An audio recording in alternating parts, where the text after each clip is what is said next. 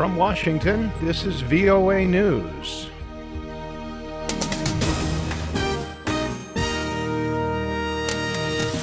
I'm David Byrd reporting.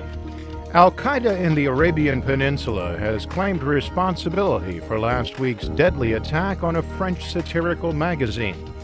The U.S. State Department says a video released by the terror group Wednesday is authentic.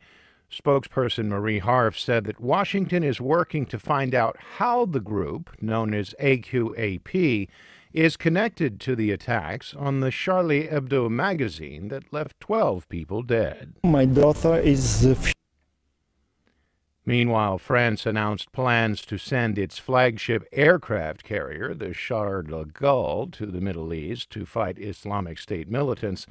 French President François Hollande said that France is at war with them, so we must use military means that are best suited to face those threats. The first edition of Charlie Hebdo to hit newsstands since the magazine's staff was massacred last week briskly sold out in France Wednesday. In Paris, people lined up and bought the publication, whose offices were the main target of the terrorist attacks. Several Muslim clerics, including the Grand Mufti of Jerusalem, were critical of the magazine's latest issue, which depicts the Muslim prophet Muhammad on its cover. Here in Washington, federal agents announced they have arrested an Ohio man for allegedly plotting to set off bombs at the U.S. Capitol and shoot employees in and around the building. Christopher Cornell was arrested Wednesday, moments after buying a weapon at a Cincinnati gun store. According to court documents, Cornell allegedly told an FBI informant that he was planning to go to Washington, scope out government buildings for security measures, and set off pipe bombs outside the U.S. Capitol. This is VOA News. U.S. Secretary of State John Kerry is in Bulgaria after a late-night meeting with Iranian Foreign Minister Mohammad Javad Zarif in Switzerland. As VOA's State Department correspondent Pam Dawkins reports from Geneva, the meeting came just before Iran, the 5 permanent members of the UN Security Council, and Germany are to resume their nuclear negotiations next week.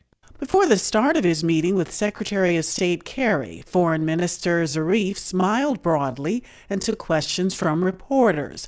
When asked about the Iran nuclear talks, he said the meetings in Geneva were important. Kerry did not comment to reporters, but earlier this week in India, he said he hoped to accelerate the process to make greater progress. Iran and the so-called P5+1 negotiators are trying to reach an agreement that addresses Western concerns that Iran is trying to make nuclear weapons and give Iran relief from international sanctions. Pam Dawkins, VOA News, Geneva. Indonesia's National Search and Rescue Agency says divers will try to reach the main section of an AirAsia wreckage where most of the bodies are believed to be located. Agency Chief Henry Bangbang Solistio says the fuselage was found in the Java Sea, about 3 kilometers from the tail section and about 800 meters from where the so-called black box recorders were found earlier. The Airbus jet crashed December 28th with 162 people on board. So far, 50 bodies have been recovered.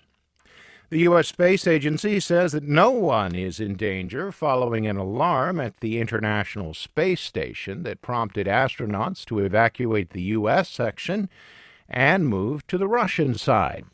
NASA said the 6-person space station crew is safe and in good shape inside the Russian module. Mike Safradini is the NASA station program manager. While it's inconvenient for the crew to be in the Russian segment, it's certainly not unhealthy for them. And so we'll do due diligence to make sure we're comfortable with the environment before we send them in there. The alarm was related to a possible ammonia leak, but a NASA official described it as a false indication, saying there was no hard data to confirm a leak. And U.S. retail sales declined in December, which worried investors and drove down stock prices on Wednesday. The Commerce Department says that retail sales fell 0.9% for the month. Economists watch retail sales closely because consumer demand drives the U.S. economic activity. Those reports sent stocks tumbling on Wall Street, with the Dow Jones Industrial Index dropping more than 1%. The S&P 500 and the Nasdaq were also lower. For more on these stories, please visit our website, voanews.com. I'm David Byrd in Washington. That's the latest world news from VOA.